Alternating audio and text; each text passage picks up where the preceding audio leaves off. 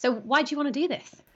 Oh gosh, because I'm a reluctant storyteller myself, and I don't like this idea of over divulging as I see it for a number of reasons. The first is that, firstly, it's none of anybody else's business.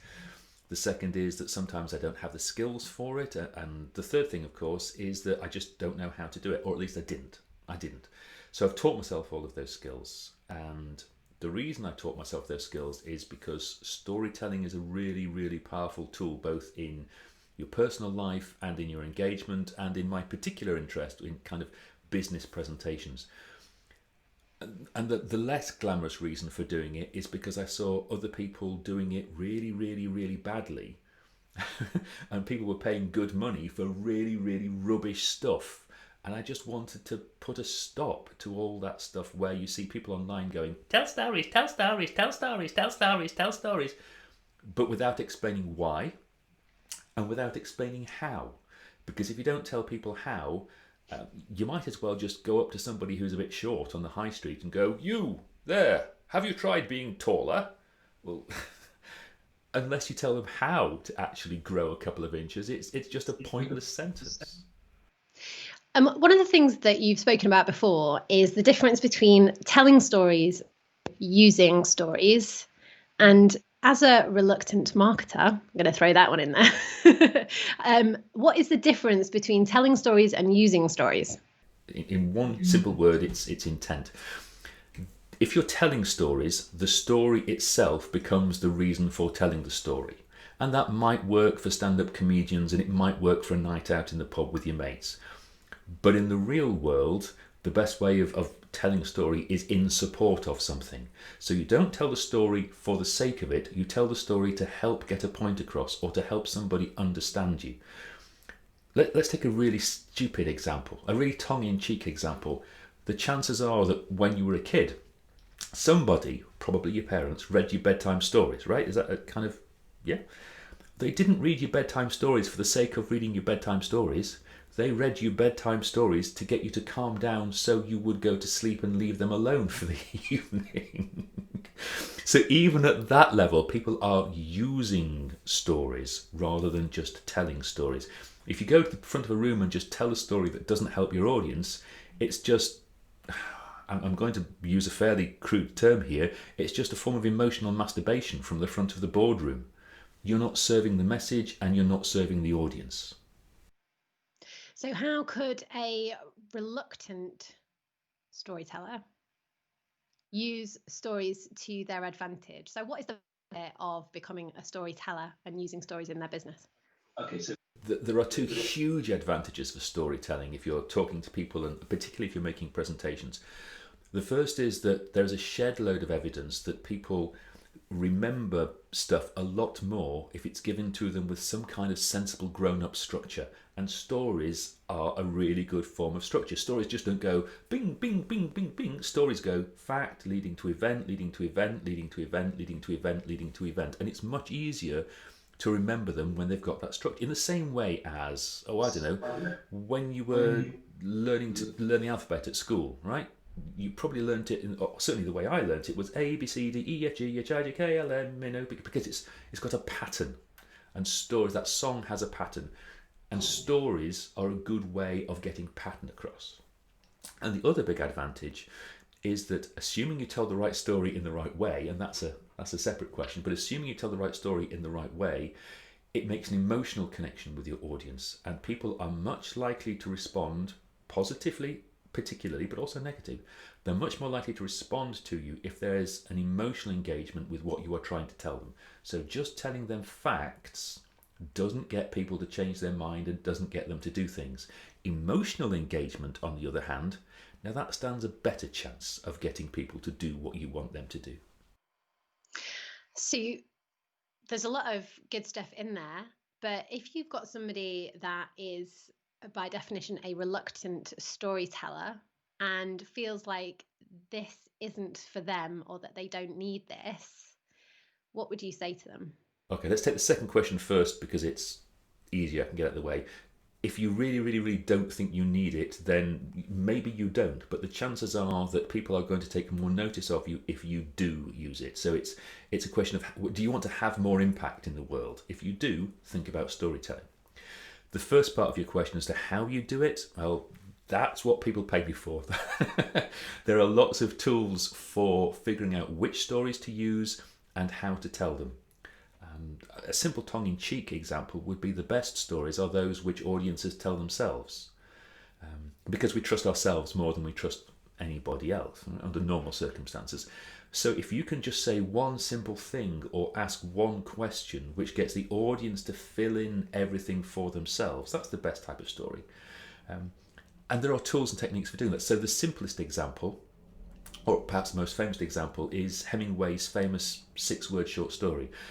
Before anybody says anything, yes, I know Hemingway didn't write this short story, it's just a trick from his publicist, but let's pretend, okay? And the 6-word short story is this: for sale, baby shoes, never worn. Well, that's not a story, that's an advert that you write on a postcard that you put in the window of the post office, right? The story in that is made up in people's heads. So you can learn that kind of technique for business, where you ask a question or you give them information or you give them a picture or whatever, and they work out the story for themselves. Because when I say story, I don't literally mean Jack and Ori Once Upon a Time. I mean anything that has a story element to it in the receiver's heads. And what would you say to people that, drawing on what you just said before, don't want to be the center of attention? So they're trying to sell a product, they're trying to sell a concept on stage or to their board or to their company or in their marketing, but they don't want to make it about them. Well, you shouldn't make it about yourself in the first place.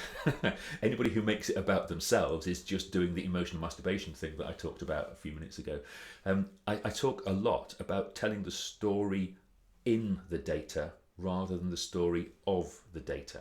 So I don't know, let's pick on research scientists or somebody who's got a technical thing to give over. Are you trying to sell a new complicated idea to people? Don't tell the story of how you came up with the new research or the new idea or the new product or whatever, because that's A, about you, and B, nobody cares. Tell the story of the data. Tell the story in the data, what it helps people do, what they will get out of it, how they can use it better. If it's a piece of research, explain what it means for people. And at that point, we're talking story as a shorthand for kind of the pattern that's within it. So don't just give them the data, give them the pattern behind that data. And a really useful phrase is, if you found yourself accidentally giving people data, you recover it by going, which means that? And then you tell them why it matters. So don't just say, in year 1 we did this, in year 2 our turnover was that, in year 3 our turnover was the other, in year 4 our turnover was this. Nobody cares. Those are just facts. The story is an increase that shows in a graph, and people will take it in much more quickly if you give them the story in, let's say, visual form than just the data. So you've given us lots of tips there. You also give away lots of tips in your blog articles, your emails, and in your marketing. Why would somebody need to do the workshop? What are they going to get out of doing this workshop? Oh, because I'm very careful only to give away the easy stuff. That sounds cynical like that. In all seriousness, the workshop is designed to do a couple of things, and the training does a couple of things. Firstly, it goes over all the material that I've given away. And the advantage of doing it with me is twofold. The first is that you get it all in one place at one time. The second is, therefore it's more convenient, the second is it's much more in depth. So we've got time to really get to the nitty gritty of things, and I really go into the why of things a bit more. And the last thing is that I kind of do a bit of hand holding, because in the blog articles and the videos and things, very much I just give people the big idea and pray that they can figure out how to apply it for themselves. Well, to be honest, the devil is in the detail, and the application is as difficult to wrap your brain around sometimes as the idea. So if you're working with me on the training and on the seminars and things, what you'll get is time to engage with it and go, okay, that's the idea, these are my circumstances, how do I bring those two things together? And you're pitching this at the Reluctant Storyteller. So who is this workshop really aimed at? Seriously, reluctant storytellers, people who recognise or who are getting the idea that they need to be telling stories, perhaps in their personal life or particularly at work, in order to have more impact. That's my key phrase: have more impact. And if you find that maybe you're not getting promoted, or your ideas are not being taken as seriously, or if you see that people who don't know what they're talking about are being listened to more than you do, it's probably because they're selling their ideas better. They've got this better storytelling vibe going on. And the reluctant bit comes about because very, very often I find that the people with the best ideas are the people who are less good at promoting those ideas. Now, I'm going to be really tongue-in-cheek, and I don't take this too seriously, but I want you to imagine a world in which there are people who can sell their ideas, or rather, they can sell ideas, and there are people who can generate the ideas and do the work. These are the gobby ones. These are the ones that become famous. These are the ones who actually create the product that these become famous by spouting off about. Wouldn't it be great if you could bring together the ability to have those ideas and promote them?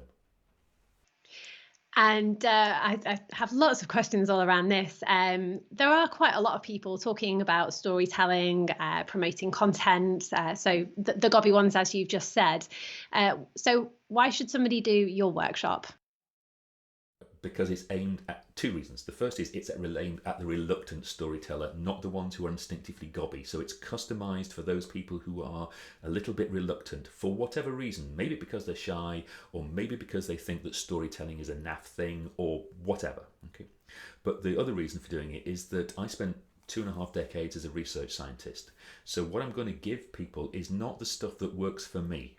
I'm not going to go, here's how I do it, copy me, all right? Because that might not work for clients. What I'm going to give them is the hardcore researched science of what works most for most people most of the time. And that makes it very different from the copy me, copy me, copy me brigade. And again, I'm all about the questions. Curiosity is what drives me. So if you've got somebody that has tried to tell stories and use stories before, but it's not worked for them, what will make this work for them? That's a really sharp question. The key thing is that I'm going to give people a series of do thises. And the reason that storytelling might not have worked for people before is because maybe they've told the story badly, or they've not understood what storytelling really, really, really is, because we have this idea that it's just standing at the front and talking to people and telling stories. But using stories is different. It's a bit like, by analogy, it's a bit like baking bread. Okay, I know we're both bakers, right? So if I have a really rubbish rise on something, I can figure out why my bread hasn't risen. I can go back to the recipe, I can go back to what I did, I can go, okay, this didn't rise because I didn't let it prove long enough, or maybe I've got holes in it because I overproved on whatever. So I want you to think of what I'm going to give people here, reluctant storytellers, as a bit of a recipe. Here is how to do it. Right? Now, that doesn't mean that you can't vary the recipe once you've mastered it. Absolutely. I put different things in my bread from Hugh Fernie-Whittingstall's recommended stuff in his books and so on, because I've practiced it and I've got it right, and now I improvise a little bit. But what I'm going to be giving people is the recipe, the structure, the systems, the processes, the tools, the techniques, the tricks, the tips on this is how you do it. And you've got my interest. So how do I sign up? Where do I sign up? What do I do? Oh, okay, that's quite fun. That's easy. Reluctant.presentationgenius.info. So it's reluctant.presentationgenius.info with two little dots there in the middle. Reluctant.presentationgenius.info. And when is the workshop? Ooh, kicking off early in the new year. Depending on when you're watching this, of course. So the new year at this point is going to be 2021. So we're looking at the end of January, beginning of February, just after everybody's New Year resolutions have crumbled.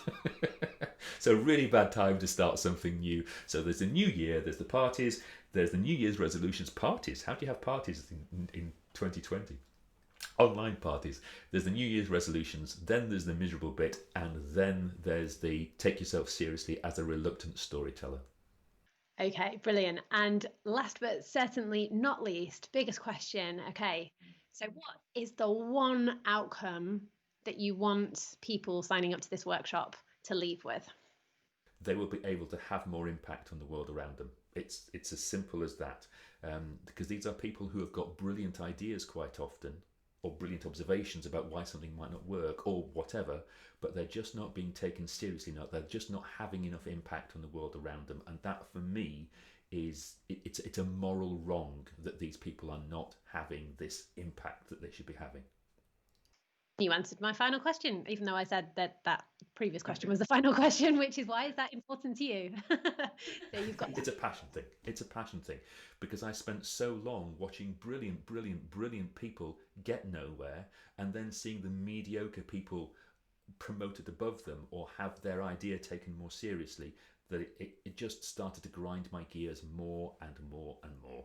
So this is a passion project, half driven by anger, half driven by inspiration, and half driven by frustrations. That three halves. Deal with it. All makes sense. I mean, I've been to enough technical and engineering trade shows and events and conferences to know that yes, it's not always the best products and services that get all the sales and all the attention. It's the ones that shout the loudest sometimes. Or shout the best, not just loudest, but best. Yes, yes, exactly. Cool.